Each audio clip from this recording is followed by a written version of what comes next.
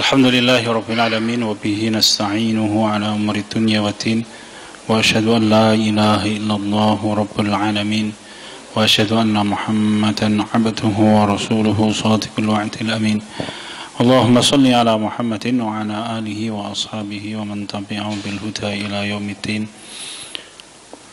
A'udzu billahi minasy syaithanir rajim. Ya ayyuhalladzina amanu taqullaha haqqa tuqatih wala tamutunna illa wa antum muslimun. Hadirin sekalian, ibu-ibu, bapak-bapak, rekan-rekan sekalian yang dirahmati Allah Subhanahu wa taala.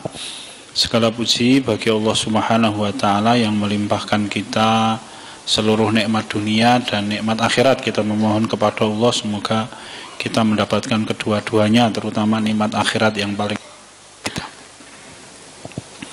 Kita masih membicarakan tentang manzilatus sima', tingkatan ibadah manusia kepada Allah. Proses seseorang di dalam mendekatkan diri kepada Allah. Proses yang kesebelah adalah as-sima'. Seorang manusia membuka hati untuk mendengarkan kebenaran, mendengarkan Islam, mentaati, berjalan menuju Islam, menetapi Islam. Inilah as-sima'. Jadi Imam Ibnul Qayyim al-Jauziyah rahimahullah menyampaikan apa itu as-sima', apa itu mendengarkan kebenaran maksudnya. Belum menyampaikan, kita ingatkan kembali. Tanbihul qalbi ala ma'anil masmu' wa tahrikuhu anha talaban wa haraban wa hubban wa bughdhan wa wahatin yuhatu bi kulli ahadin ila makani wa ma'la fihi. Jadi sima', pendengaran yang kita maksud adalah perhatian hati terhadap setiap makna dari kebenaran yang didengar. Jadi ketika kita mendengarkan Islam, ketika kita mendengarkan dakwah, maka hati kita bergerak untuk mentaati, mencintai. Apalagi kalau memang itu perintahnya membenci, kita benci. Kalau itu perintahnya kita beramal, maka kita segera beramal. Tetapi dimulai dari hati yang terbuka setelah mendengarkan kebenaran yang datang dari Allah Subhanahu wa taala.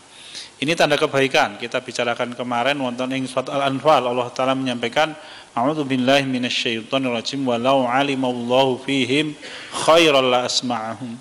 Kalau Allah mengetahui di dalam hati seorang manusia itu ada kebaikan, la asma'ahum, pasti Allah taala akan membuat orang itu mau mendengarkan kebaikan. Meskipun seseorang di dalam mendengarkan kebaikan itu ada bermacam-macam. Nanti kita bahas. Imam Ibnul Qayyim al-Jauziyah itu menyampaikan ada orang yang mendengarkan kebenaran itu justru sikapnya adalah mengikuti syahwat. Jadi dia menilai kebenaran itu dari syahwatnya. Maka apa yang terjadi ya, pada waktu dia mendengarkan kebenaran yang muncul ya kehendak syahwat. Ya. Nek menawi Allah wonten ing surat Al-Baqarah itu menceritakan tentang orang Yahudi. Rasul kita itu kepengen tokoh-tokoh Yahudi di kota Madinah itu masuk Islam. Rasul kepengen agar orang-orang Yahudi di Madinah itu masuk Islam. Kenapa? Karena mereka orang-orang kaya. Orang yang memegang kendali ekonomi lah ketika Nabi kita Muhammad SAW datang ke Makkah, datang ke Madinah. Allah bertanya kepada Nabi kita Muhammad SAW, afatatma'una ayyuminu lakum wa qad kana fariqum minhum yasma'una kalamullah. Apakah engkau berkeinginan kuat wahai Muhammad, ya, agar orang-orang Yahudi itu mendengarkan kebenaran dari kalian, mengimani kebenaran yang datang dari kalian. Afatatma'una ayyuminu lakum wa qad kana fariqum minhum yasma'una kalamullah thumma yuharrifunahu. Sedangkan sebagian di antara orang-orang Yahudi itu mereka mendengarkan kalamullah, kemudian apa yang mereka kerjakan, mereka ganti kalamullah itu. Luar biasa atau bapak-bapak. Jadi ada orang yang mendengarkan kebenaran itu saking taatnya kepada syahwat, apa yang dia kerjakan kitab sucinya dirubah, diganti dengan apa yang sesuai dengan syahwatnya. Memang ada yang seperti itu. Tetapi yang kita maksud di sini adalah orang yang mendengarkan kebenaran, kemudian dia mentaati kebenaran, dia benarkan itu, kemudian dia laksanakan. Ini manzilatus sima' yang kita maksud.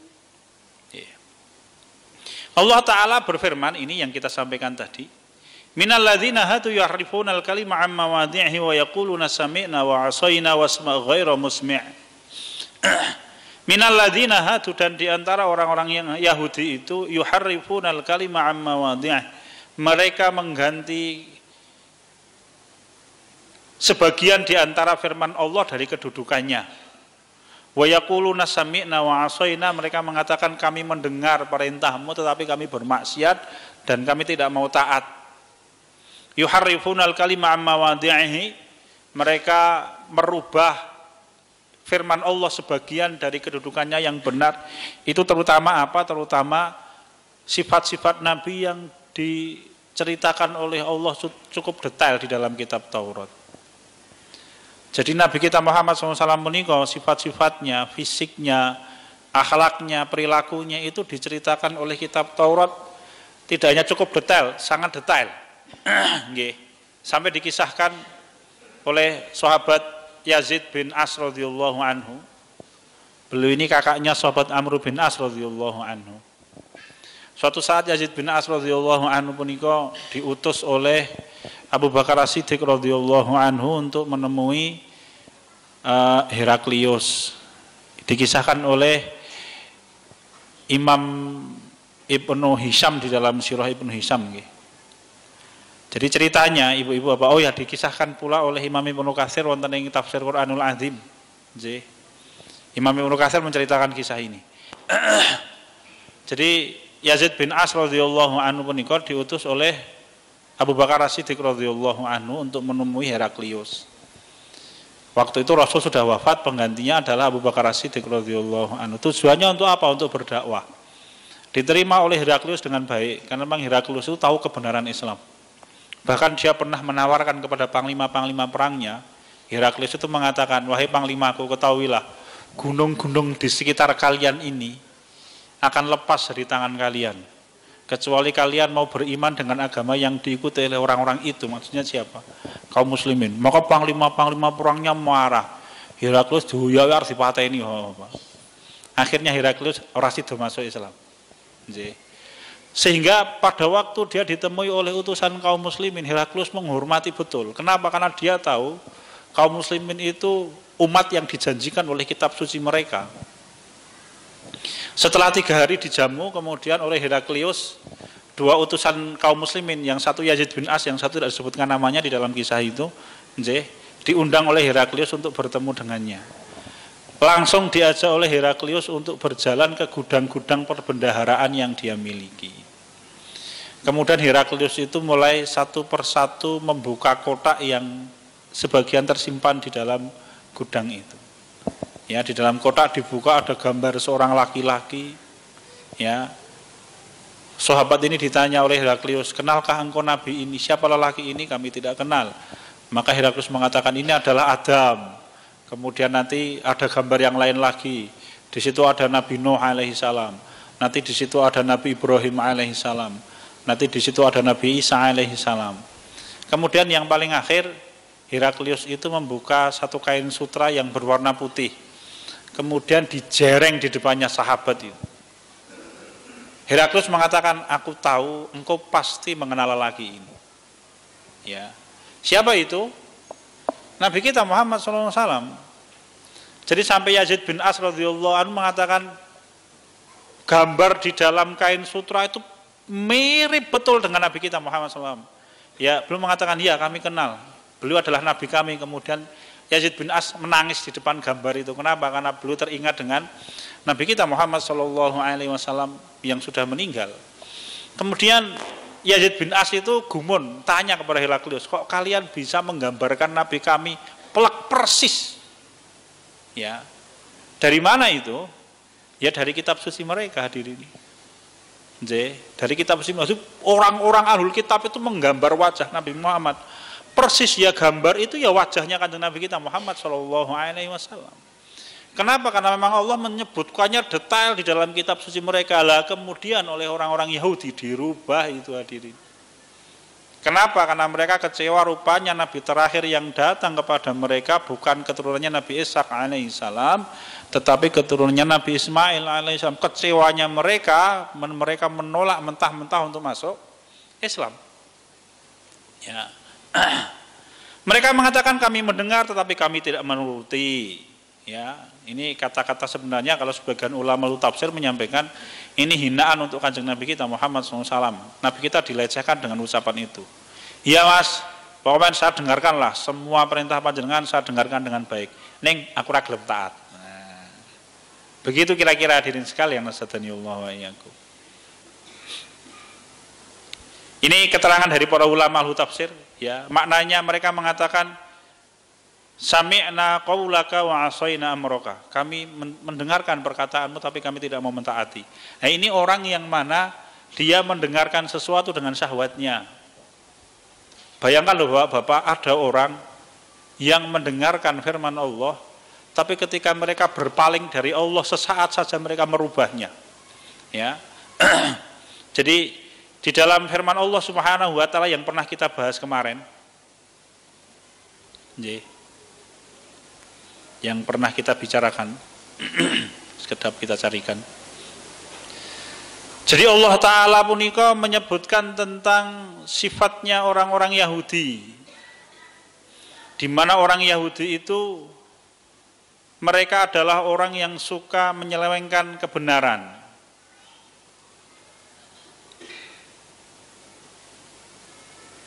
Ini. A'udzubillahi minasyaitonirrajim wa id akhadna mitsaqakum wa rafa'na fawqakum tur khudhu ma atainakum biquwwati wasma'u qalu sami'na wa 'asayna wa usribu fi qulubihimul 'ijla bikufrihim qul bi'sa ma ya'murukum bi imanukum in kuntum mu'minin. Dan ayat ini afatatma'una ayyuminu lakum wa qad kana fariqum minhum yasma'una kalamallahi thumma yuharrifunahu min ba'di ma aqaluhu wa hum ya'lamun. Apakah kamu masih mengharap mereka akan percaya kepadamu padahal segolongan dari mereka mendengar firman Allah lalu mereka mengubahnya setelah mereka memahaminya. Apa maksudnya?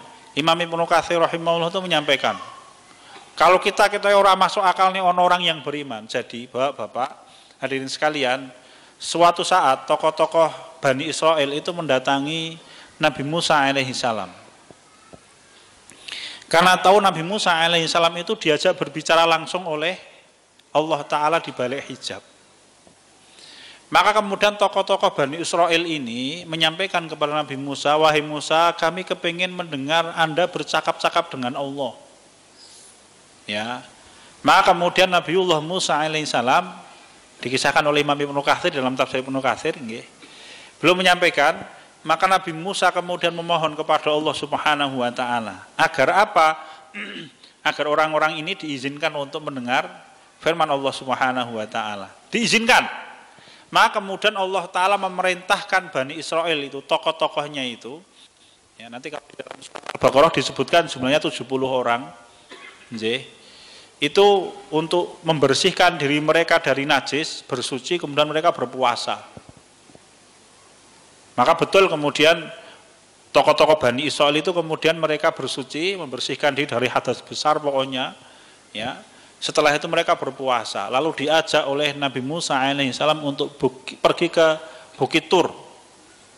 Ya.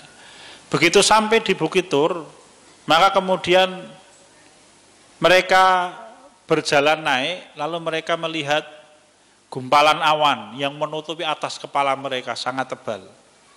Lalu oleh Nabi Musa alaihissalam diperintahkan, sujudlah kalian semuanya.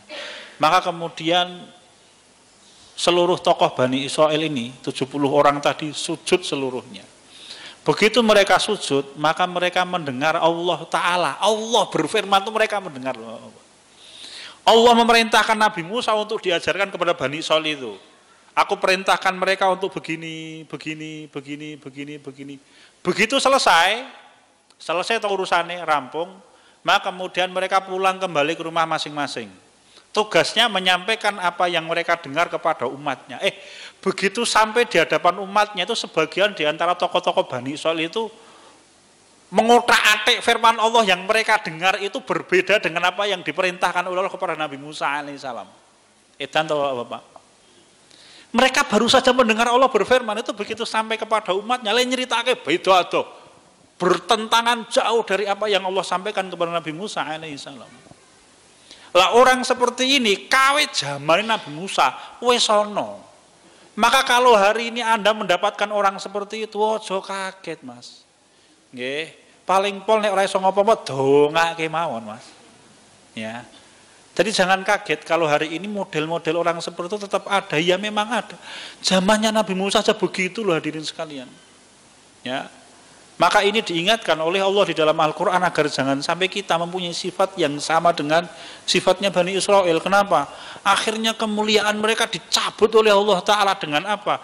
Dengan diutuslah Kanjeng Nabi kita Muhammad SAW dan dibangkitkannya umat Islam oleh Allah Ta'ala. Sejak itu kemudian kemuliaannya Bani Israel diangkat oleh Allah, digeserkan kepada kaum muslimin. Allah menyampaikan kuntum khaira ummatin ukhrijat linnasi ta'muruna bil ma'ruf sampai akhir. Itu disampaikan Allah kepada kaum muslimin. Kapan? Karena memang penyelewengannya Bani Israel. Ya hadirin.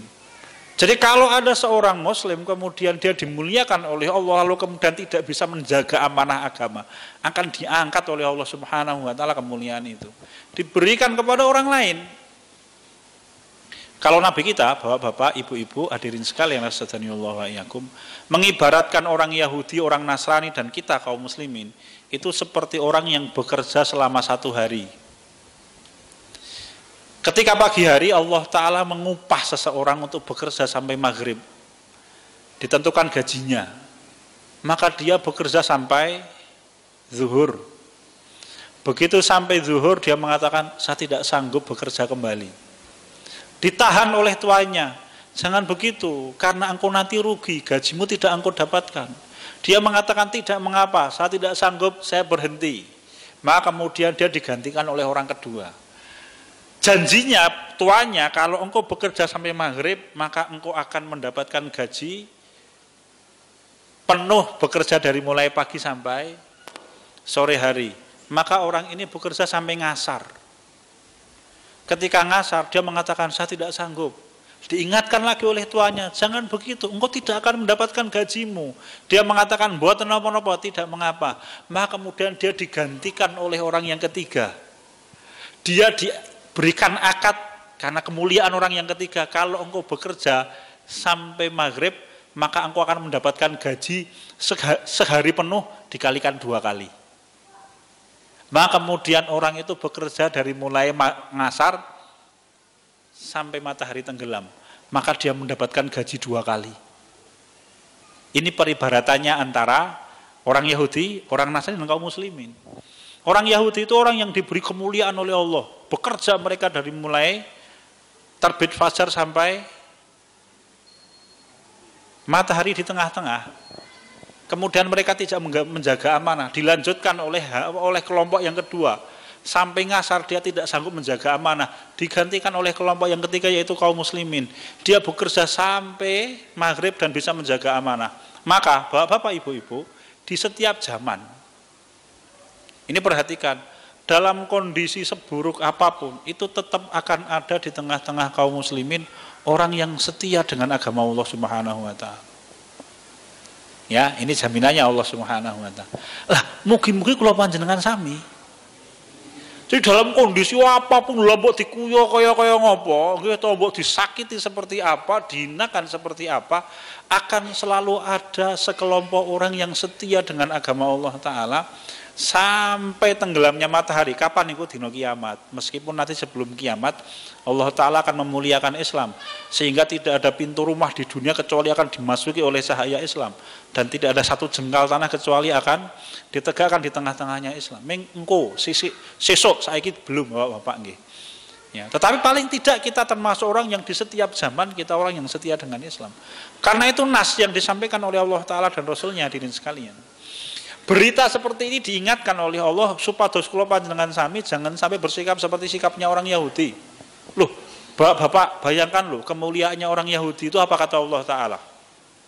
Ya, Allah Ta'ala menyampaikan tentang orang Yahudi, wa faddalnahum ala ilmin alal alamin, dan aku muliakan Bani Israel itu dengan ilmu yang mereka miliki di alam semesta ini dari siapapun dulu, ya.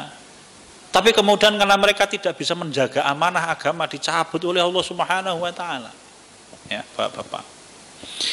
Ingkang angka kalih Allah taala ngendika wonten ing surat Az-Zumar ayat 17 dan 18. A'udzubillahi minasyaitonir rajim, fabasyshir ibad alladzina yastami'una al-qawla fayattabi'una ahsanah. Ulaika alladzina hadahumullahu wa ulaika hum ulul albab. Ini Bapak, kalau kita kepengen menjadi orang yang diberi kabar gembira oleh Allah, Bapak, rekan-rekan, hadirin sekalian, mari kita lihat apa yang disampaikan oleh Allah di dalam ayat ini. Allah menyampaikan fabasyir ibad, berikan kabar gembira kepada hamba-hambaku. Kalau Imam Ibnu Katsir menyampaikan kabar gembira itu dunia akhirat.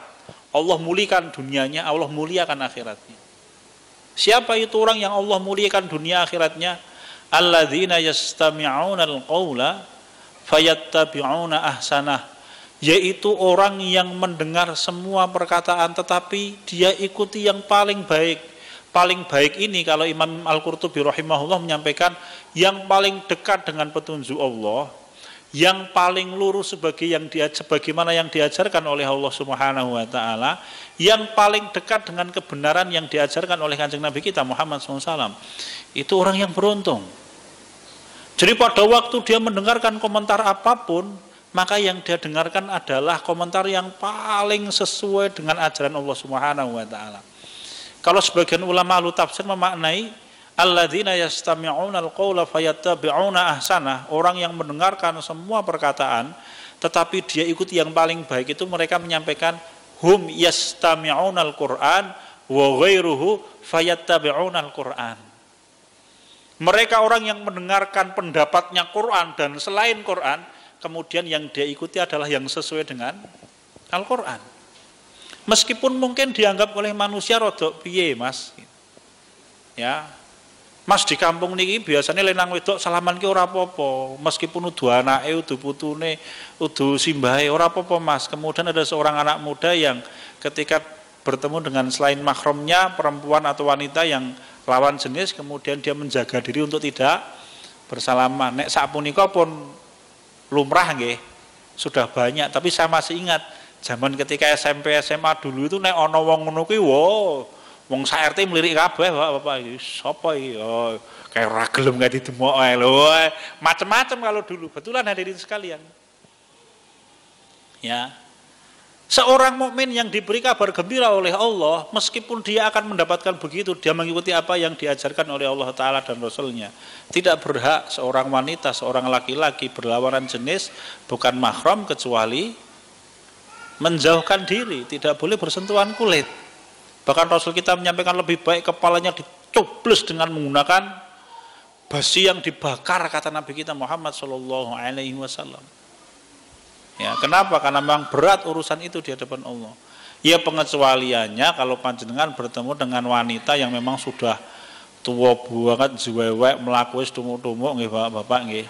Kalau bahasanya Allah wonten ing Al-Qur'an wal qawaidu minan nisa illati la yarjuna nikaha falaisa 'alaihinna junahun ayyadhna thiyabahunna ghairu mutabarrijatin bizinah wa yasta'fifna khairul lahun.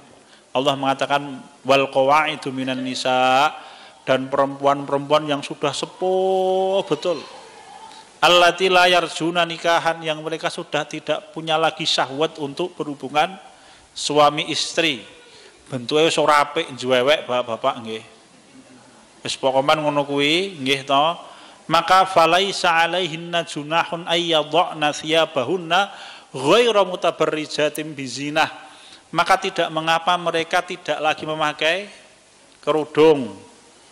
Ya, yang penting jangan tabarruj. Tabarruj punika menapa? Tua bentuke ora apik ning nganggo perhiasan ora karuan gitu.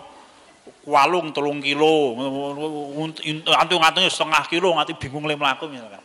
Tidak boleh itu tabarruj. Kenapa? Nanti sombong. Lah kalau panjenengan bertemu dengan orang tua seperti itu, tapi wanita loh nggih. Kalau laki-laki tidak. Laki-laki 80 tahun itu wah sangar pokoknya, berajak pokoknya. Ini wanita, betulan. Ya. Ini ayatnya hanya untuk wanita, bukan untuk laki-laki. Nggih, bukan untuk laki-laki. Kenapa? Karena laki-laki itu lombok nganti ketuk pirang tahun wis padha wae pokoknya. Lah kita nanti tua, wah aku wis putih ngenten iki Mas, padha wae pokoknya nggih no. Jadi ayat ini hanya berlaku untuk wanita. Jadi kalau panjenengan bertemu dengan kaum wanita, simbahnya sudah sepuh, sudah tadi itu al-qawaidu minan nisa itu, maka panjenengan buat nomor Mas, karena dia kan sudah diperbolehkan tidak pakai kudung. Berarti Anda menyentuh tangannya boleh tidak? Boleh. Nyabrang dalan, Mbah kali kula ngebanggo, kula gandeng ya Mbah. Jenengan piyambakan Mbah niki senes makrom, mangkono mlaku ngene iki lho ya. Mesake to ya Mas, gandeng ya. Tetapi kalau ibu-ibu panjenengan yang masih muda ketemu karo simbah-simbah kakung usianya 80 tahun. Oleh ora? Ora oleh. Nanti jangan aja kaget pas gandeng terus tangan jenengan dingenek-ngenekke. Kenapa? Karena kalau laki-laki, saya laki-laki Mas. Laki-laki itu loh 17 tahun, apa 71 tahun padha wae. Nggih. Begitu Bapak-bapak. Nggih, Pak. Aku wong lanang kok ya masalahnya ngono. Nggih, pokoknya begitu. Tapi ini untuk wanita. Kalau untuk wanita boleh. Nggih, mboten napa-napa. Jadi kalau panjenengan misalkan di jalan ketemu dengan tetangga kita yang sudah sepuh, kemudian kita ndek langkung nggih Mbak, assalamualaikum, kemudian kok dia oh nggih monggo le, terus dia ngatungke tangan untuk salaman dengan kita, salami saja, mboten napa-napa Mas. Ya, begitu. Dalilnya mana? Kita kiaskan dari ayat itu, karena mereka sudah boleh tidak memakai jilbab. Ya, berarti kalau kita menyentuh tangannya juga tidak mengapa. Ya kan? Begitu hadirin sekalian. Alladzina yastami'una al-qaula. Lah prosesnya mereka mendengarkan perintah Allah, fayattabi'una ahsah. Kemudian ahsanah, kemudian pendengaran mereka itu menggerakkan hati mereka untuk memilih mana yang paling baik. Ini orang yang paling beruntung sehingga dia selalu berusaha untuk mentaati Allah dengan puncak ketaatan. Ini watak yang luar biasa indah Bapak Ibu-ibu. Jadi lengi ibadahnya mesti pol pokoknya. Ya. Memang kadang-kala keimanannya naik turun, tapi dia berusaha untuk menjaga agar ibadah dia yang paling baik. Ya kenapa? Karena seorang mukmin seorang mukmin dia tidak akan pernah puas dengan amal solehnya. Yang dia ikuti yang paling baik. Kalau dia mendapatkan pahala 2, tapi di kesempatan kesempatan kali itu dia bisa mendapatkan pahala 4, dia akan mencari yang keempat itu. Dia akan mencari yang 4 itu. Kalau dia mendapatkan pahala 4, tapi dia punya kesempatan saat itu untuk mendapatkan pahala 8, dia akan mengambil yang 8. Fayattabi'una ahsanah. Ini sifat yang sangat mulia di hadapan Allah Ta'ala. Maka Allah menyampaikan ulaikal ladzina hadahumullah. Mereka itulah orang yang mendapatkan petunjuk dari Allah Subhanahu wa Ta'ala. Jadi kalau kita berusaha mengetahui kita itu orang baik atau tidak di hadapan Allah, mendapatkan petunjuk atau tidak, salah satu tandanya ini. Kita ini berusaha mencari yang paling baik atau tidak, atau sak cukupe. Ya. Kadang-kala kan orang itu sing penting nglakoni, Mas. Nggih. Bangun jam 3 misalkan, adzan subuhnya jam 4:04, le salat jam piro? Jam 4 kurang 5 menit. Atau bahkan azan subuhnya melek jam 3 itu sholat qiyamul lailnya jam azan subuh kurang 10 menit baru sholat witir sak rakaat gitu. Ketika ditanya kenapa, yang penting kan sholat witir Mas. Orang mukmin yang baik dia tidak akan mengerjakan model begitu. Iya boleh orang mengerjakan sholat witir 1 rakaat boleh tidak? Boleh. Ya boleh, betul napa-napa. Ya kalau misalkan panjenengan bangun betulan waktunya tinggal 1/4 jam, Anda wudu, Anda masuk kamar mandi, keluar kamar mandi kira-kira 7 menit, waktu tersisa tinggal 8 menit, maka Anda silakan kerjakan sholat witir 1 rakaat, 3 rakaat orang mungkin kuwi. Ning kula iso berarti ngebut.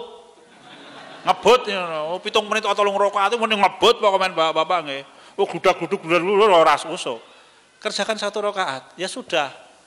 Tetapi kalau kita bangunnya jam 3 kok ling nglakoni ming sak rakaat ina. Oh nggih. Pisantil boleh atau ping 1000 misalkan tonjon niku Bapak nggih. Ya. Setelah itu selesai, oh iya jangan begitulah. Kita paling tidak punya usaha untuk membuat amal kita itu semakin baik kalau ada kesempatan. Ya, dasarnya apa ya tadi itu. Dia mencari yang paling baik di hadapan Allah Ta'ala. Ya, hadirin sekalian. Imam At-Tabari rahimahullah menyampaikan bahwa makna ayat tadi Fabashshir ibadil ladzina yastami'una al-qawla fayattabi'una ahsanah, belum menyampaikan yaqulu jalla tsana'uhu li Nabi Muhammad sallallahu alaihi wasallam fabashshir ya Muhammad ibadil ladzina yastami'una al-qawla minal qailin fayattabi'una arsadahu. Dia mendengarkan semua perintah yang dia taati yang paling sesuai dengan petunjuk. Ya, yang paling sesuai dengan ajaran. Wa ahdahu, yang paling sesuai dengan petunjuknya Allah Ta'ala. Wa adallahu, yang paling sesuai dengan dalil yang diturunkan oleh Allah Subhanahu wa Ta'ala. Ala tauhidillahi wal amali ta'ah, baik dalam urusan keyakinan tauhid ataupun dalam urusan ketaatan fisik. Ya, ini tanda kebaikan Bapak-bapak. Monggo kita semangati diri kita ning dereng duwe Mas kula semangat ngoten. Minta kepada Allah, sebutkan wahai Allah, jadikanlah aku orang yang selalu semangat untuk mentaatimu dan mengikuti yang paling baik. Sebutkan itu di dalam doa.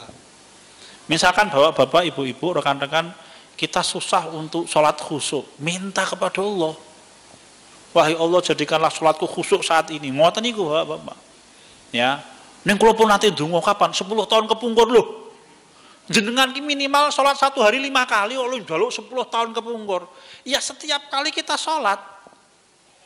Bapak, Ibu-ibu, sampai Imam Syafi'i rahimahullah itu memperbolehkan kita membaca ta'awudz loh. A'udzubillahi minasyaitonirrajim.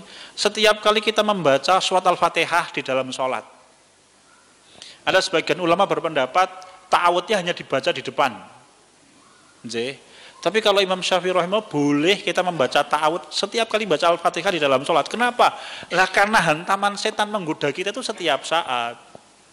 Ya, maka begitu kita masuk 1 rakaat kita ta'awudz, rakaat kedua kita ta'awudz lagi, rakaat ketiga ta'awudz meneh. Ora aku wis mau ngarepan mboten. Monggo mboten napa-napa, mencukupkan ning ngarepan tok mboten napa-napa, tapi kemudian yang lebih layak untuk kita karena kita paham hati kita itu lemah.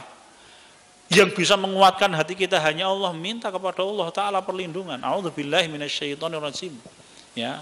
Atau Allahumma inni a'udzubika min hamayatis syayatin wa a'udzubika rabbi ayyahdurun. Gitu. Atau Allahumma atau a'udzubillahi minasyaitonir hamsihi wa nafthihi wa nafthihi. Ya, ta'awudz model begitu. Diperbolehkan oleh Rasul kita Muhammad oleh Imam Syafi'i rahimahullah. Pengecualiannya kalau surat, ya, belum menyampaikan di awal Al-Fatihah, kalau surat tidak kata beliau. Jadi setiap kali kita baca Al-Fatihah ta'awudz, a'udzubillahi minasyaitonirrajim. Ya, kan begitu hadirin, agar kita fokus kembali dijaga oleh Allah. Ya. Qausikum wa ya nafsi bitaqwallah. Jadi Imam At-Tabari menyampaikan orang ini mengikuti petunjuk, pendapat yang paling sesuai dengan ajaran, yang paling sesuai dengan petunjuk, yang paling sesuai dengan dalil yang diturunkan oleh Allah Subhanahu wa Ta'ala. Kira-kira seperti itu. Ya. Al-Imam Abdurrahman bin Zaid bin Aslam rahimahullah, seorang ulama besar tabi'in, menyampaikan ayat di atas itu turun berkenaan dengan sahabat Zaid bin Amr. Zaid bin Amr bukan sahabat nggih. Beliau orang yang mentauhidkan Allah dan meninggal sebelum Rasul kita diutus menjadi nabi.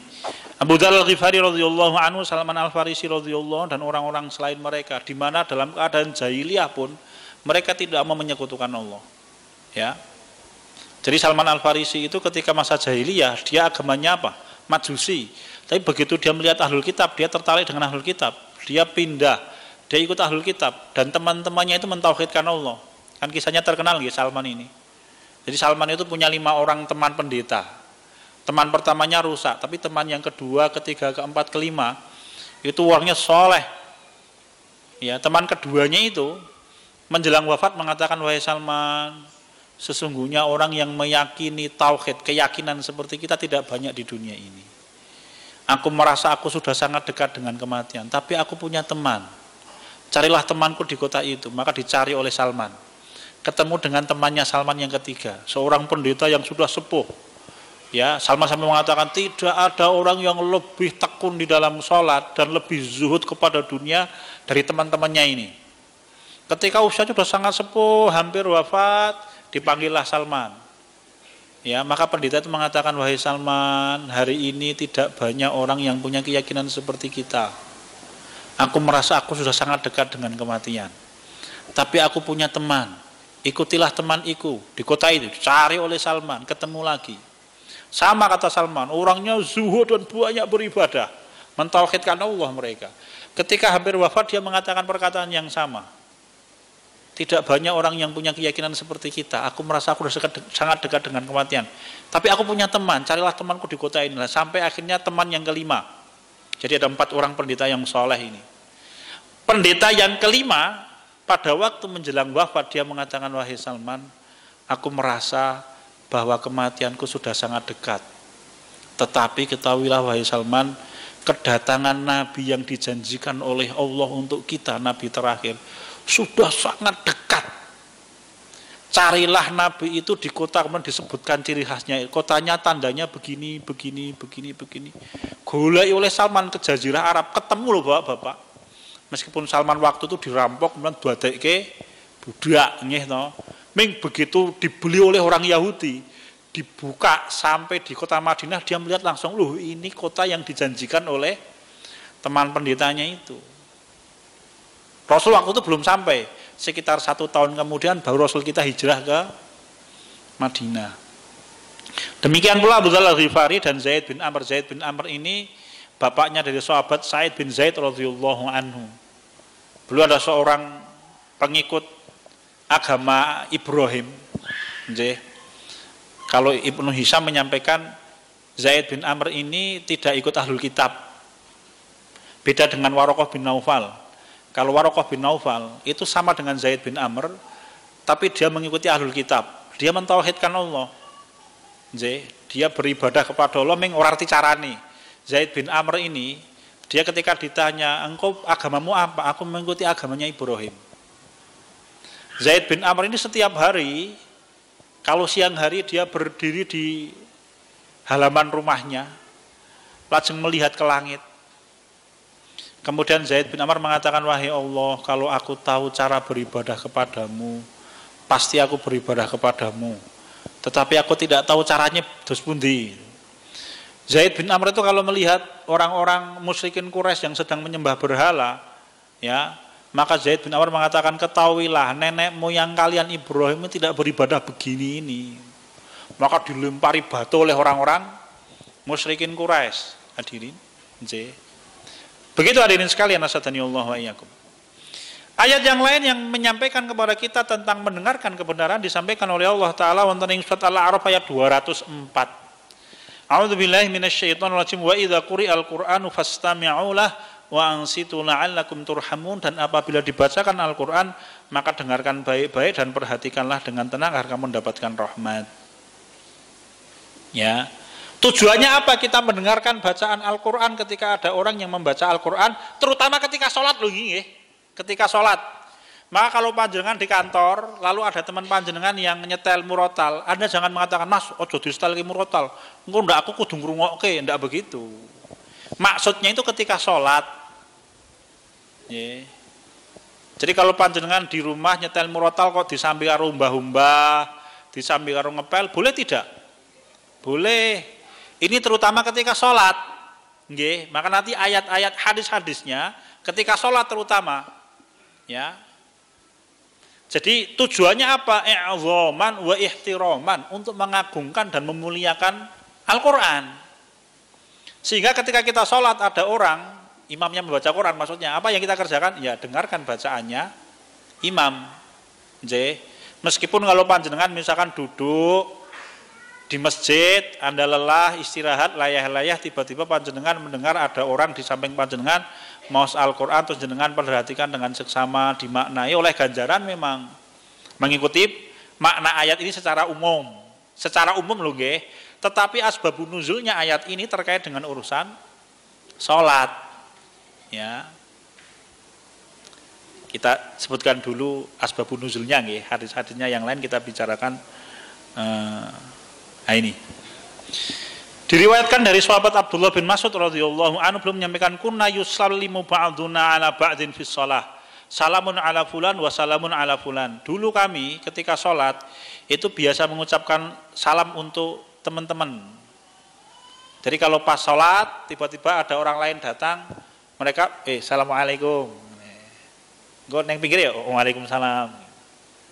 Dulu belum ada perintah untuk diam ketika sholat, ya. Maka kemudian Allah Ta'ala menurunkan firman-Nya ayat ini tadi, wa idza quri'al Qur'anu fastami'u lahu wa ansitu la'allakum turhamun. Di dalam hadis yang lain, bahkan ini Abu Hurairah menyampaikan, kanu yatakallamuna fis shalah. Dulu para sahabat itu berbincang-bincang di dalam sholat, jagongan. Wah, aku mau macul ya Kang, kesel aku. Oh, ora.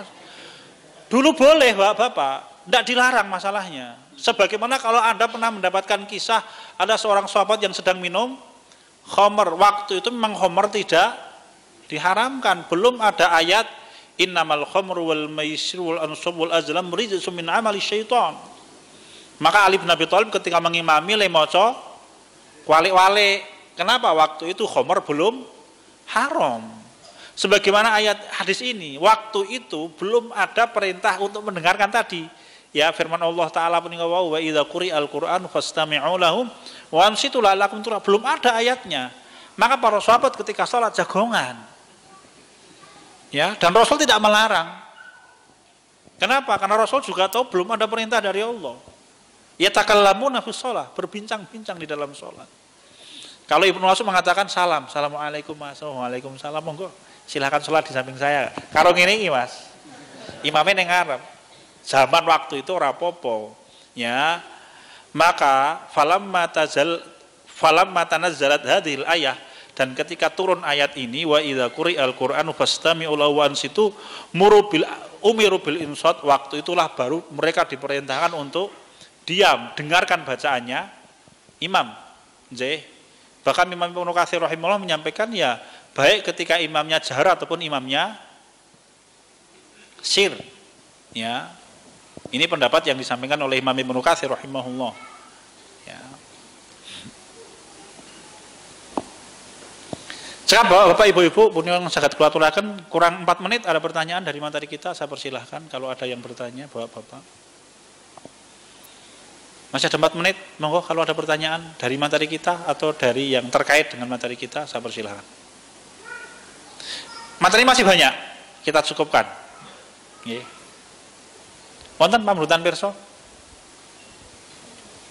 Ya, jadi mendengarkan yang kita bicarakan adalah mendengarkan dengan keimanan. Jadi mendengarkan ada 3 macam. Mendengarkan dengan syahwat, mendengarkan dengan keimanan, dan yang paling penting adalah mendengarkan bersama dengan Allah Subhanahu wa taala. Piye kuwi nanti kita bicarakan. Nggih. Cekap Bapak, Ibu-ibu dan rekan-rekan sekalian, semoga Allah memberikan kita kebaikan dunia akhirat. Sekian dan demikian kita tutup. Subhanakallahumma wa bihamdika asyhadu an la ilaha illa anta astaghfiruka wa atubu ilaik. Assalamualaikum warahmatullahi wabarakatuh.